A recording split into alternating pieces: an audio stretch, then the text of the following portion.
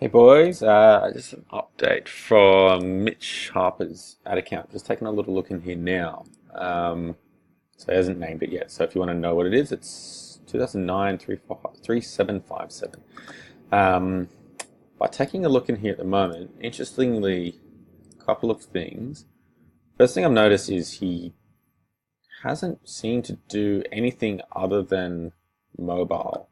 I mean, this is going back a little while now, but especially in the last 30 days or the last couple of months, he has only ever done mobile. So Instagram and Facebook on mobile, so no automatic placements at all.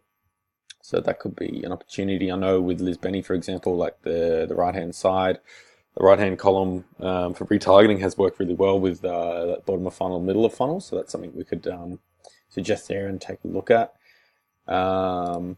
He's spending about $350 a day at the moment. So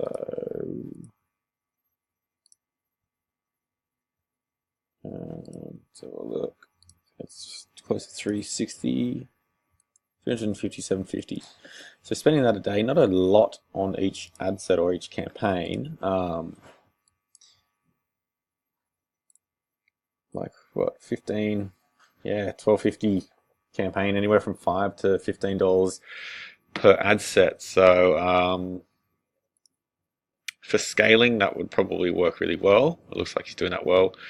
He's also split out the campaign countries, the rest of the world, Australia, US, USA, and also placements. So you can see here he's got Instagram stories or mobile newsfeed.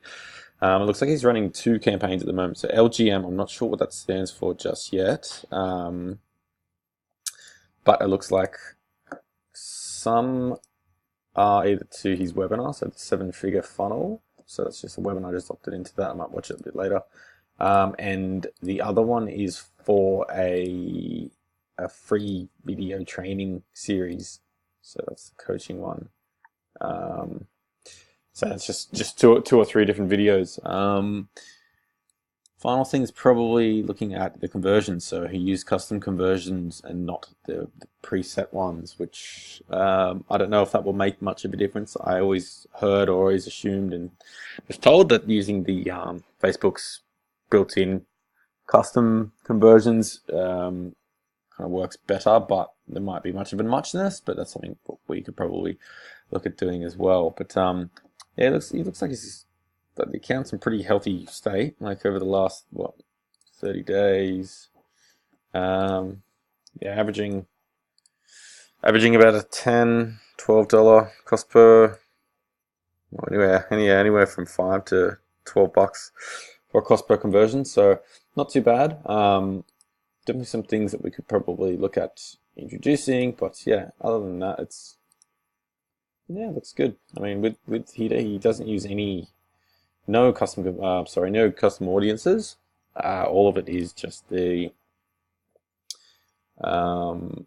just detailed audiences, detailed targeting, so interest based. So like Frank Kern, Russell Brunson, Mike Dillard, for example. He's just suspended all of his other custom audiences. So he's actually not using any lookalike audience too, which is interesting. So I know he did mention he has tried it before, but he's always preferred using the interest-based targeting. So yeah, a couple little things there. Yeah, I think looking at the actual ads themselves, they look pretty good.